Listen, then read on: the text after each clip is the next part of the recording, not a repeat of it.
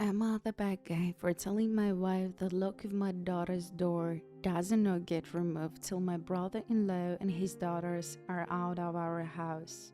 My brother-in-law, Sammy, lost his home shortly after his divorce 10 months ago.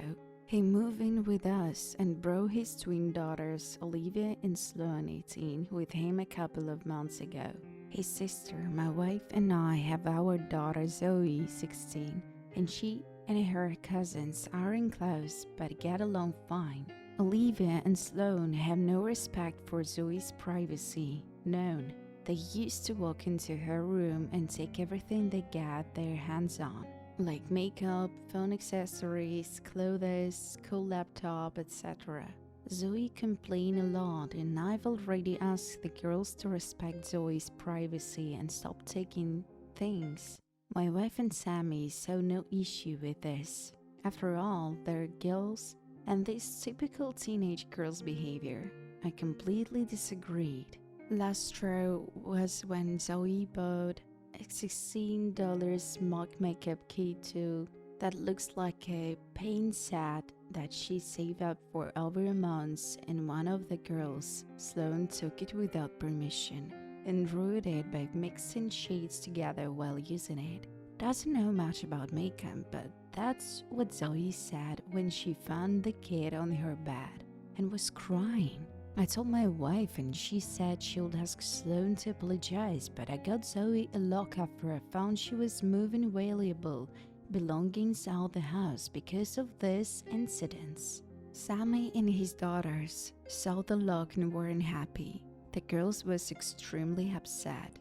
Sammy asked about it and straight up told him. He said, "My daughters aren't thieves. It's normal that girls of the same age borrow each other's stuff." He said Zoe could easily get another makeup kit for $15 from Walmart and shouldn't even buy expensive one, adult makeup in the first place, and suggested my wife take care of this defect in Zoe's personality, trying to appear older than she is. He accused me of being overprotective and babying Zoe with this level of enablement. I told him this between me and my wife, but she shamed me for putting a lock on Zoe's door for her cousins to see and preventing them from spending time with her, saying I was supposed to treat them like daughters. Then demanded I remove it, but I said this lock does not get removed till her brother and his daughters are out of our house. She got mad I was employing. We kicked them out and said her families hate me for this. So I reminded her that I let Sammy and his family move in, which something her own family refused to do, so she should start with shaming, blaming them for not taking their own son and niece's granddaughters in. If it wasn't for her family's unwillingness to help, we wouldn't be dealing with this much disturbance at home. Everyone's been giving me and Zoe silent treatment, and my wife is very much upset over this. So what do you think? Am I the bad guy for pretending to get fired when customers get a temper with me? I'm a high schooler with a weekend job at the coffee shop. My co-workers who work weekends are James, the owner's son. He goes to my school. He's a shift manager, but it's not a real formal thing. He's a friendly guy. Danielle, a college student who sometimes works weekends too. So sometimes customers will come in and just be angry about such little stuff, like literally blow up about nothing. I don't know if they're in a bad mood already and looking for someone to take it on or what, but it's a lot. Like, how sad you have to be a grown-ass man taking your anger out on high school and college kids? So James and I were joking about having a little fun with them and hopefully getting them off our backs. So one day I was at work and some guy was having a temper about how we don't make the coffee hot enough, which I couldn't do a thing about because I gave it to him right out of the machine. So James came in and was like, "Sir, is there a problem here?" And the guy started ranting at him too. So he was just like, "Oh, This is unacceptable. You are fired. I started acting real sad, like, no, please don't fire me. My family needs the money. I need this job, please. And he played out being a hard-ass, telling me to take off my apron and leave. The angry guy started to backtrack, like, it isn't that big of a problem. You don't need to fire her over it. I didn't mean it. And James was like, no, we pride ourselves in the best customer service. Of course, after all the drama, I still had my job. We were just acting. And we've done it a couple times. Whenever a customer will lose their temper at Daniel or I, James will storm in and fire us. And almost every time, the person who had come in angry will apologize and say that they didn't mean it. It's kind of satisfying, making people realize their actions might actually have consequences. Anyway, I was telling my friends from school about this, and a few of them thought it was a mean prank to let someone go away, think they gotten someone who desperately needs the money fired. So I'm not the bad guy for this joke. I'm not the bad guy for bringing up my brother's premature birth at Christmas dinner to get my parents to shut up. I'm a nurse practitioner, and I'm the primary care provider for a lot of the low-risk maternity cases at the practice when I work. I also work hard in hand with the doctors and midwives to create a healthy maternity, birth, and postpartum situation. My fiancé is completing her residency. We live together and have for a few years now. We aren't in any hurry to get married. We originally had plans to do so a couple of years ago, but then we got really busy for 2 years. It is driving me very religious parents crazy that their youngest son is living in sin. I don't really care, and I do what I want, but we are getting married in June, so we're visiting my parents for Christmas. The way it came together this year, everyone is at my parents' house. Though that's my folks, my 3 siblings, myself, and fiancé, and 7 grandchildren. So 17 people. At dinner, my mom starts going about how she is so glad that we are finally getting married and she wouldn't be embarrassed at church anymore. And my dad says how proud he is of his 3 older kids who all either wanted to get married before moving in together or got married right away after moving in together. My fiancé was getting embarrassed and I was getting mad over this stupid argument we have had too many times. And a family dinner was the last straw. I've asked them repeatedly to just accept that they cannot control how I live my life. I refuse to stay with them when I visit even if I come alone. Hotels are just easier. So I start talking about the premature baby I had been reading about. It was almost 3 months premature and weighed about 1 6 pounds.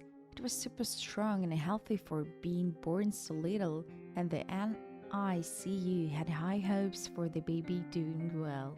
My mom and dad both got deer in the headlights. Look at their faces. Too bad. Should not have fucked around with my fiance's feelings. So ask about my oldest brother. He was born almost 4 months premature. Is there a chance that we could check out the family album where we keep all the records of family birth and stuff? I already know my brother was over 8 pounds and almost 23 long when he was born. My grandmother told me all about it the first time my parents tried to shame me. The subject got changed very fast. After supper, my parents told me that I should not try to embarrass them with private things that are not my concern. I told them that if I heard anything about my living arrangements ever again for the rest of my life, I will make sure to keep bringing up the fact that my mom was in her 2nd trimester when they get married. My parents are mad at me for telling them how to behave in their own home, but my fiancé is happy that they seem to be off the subject for good. I'm not the bad guy here. I'm not the bad guy for not taking down my video that was a gift from my best man. I have a sister that's 6 years older than me. My parents for years canceled on me last minute because of my sister. I have a basketball game. Oops, sorry sister doesn't feel like going out. I'm graduating up, sorry sister had a baby day at work. They have missed both major and smaller events in my life because of her meltdowns. I met the love of my life. We decided to tie the knot. From the beginning, I told my parents how I'm worried my sister will ruin another special moment in my life. My mom told me over and over again it will not happen. The day of my wedding, I received a voicemail from my mom saying they couldn't come because my sister's dog was sick and she was upset. I was hurt. My best man, however, is a jokester. He took my phone then, went to my fiancé and asked if he could post a video of our wedding as a gift on social media. She loved this idea. I had no idea about it until I came home. Our honeymoon was at a lakeside cabin, no cell service. The post caption was, "My best friend, he's an amazing person, even if his parents never showed up for him." Video was still pictures of us next to her parents, me on the dance floor, cutting the cake, where you will normally see both parents in wedding pictures. The sound behind the video was my mom's voicemail explaining how they couldn't come because my sister's dog was sick. I came home a week later to hundreds of messages, family members from both sides insisting I take it down. I was told my sister I wasn't. Stopped crying. My mom is refusing to leave the house. I may be the bad guy here. I didn't take it down when I got my messages. I didn't call my family back right away. I waited until my vacation time was over at work and enjoyed my time with my wife in our new home. Before I contacted anyone, my dad told me to take down the video. It was just a bad night for them, that they will make it up to me and my wife for not coming. My reply was exactly, "How do you plan to make up my wedding? It's a once-in-a-lifetime thing. You choose to ignore my feeling on the whole matter." Then he just replied he will make it up for me. I told him I wouldn't take down the video only when he made up missing my wedding. Plus, we both hang up the phone before we both say things we shouldn't have. I'm not the bad guy here. I could have just taken down the video. I'm not the bad guy for telling my extended family how many men roughly my sister has slept with after she outed our youngest brother as a virgin. We had a family dinner this evening. My family has 4 kids in total. Me, my elder sister, youngest sister, and a youngest brother. Extended family attended our family dinner. So all of our significant others, our cousins, aunts, and uncles, etc.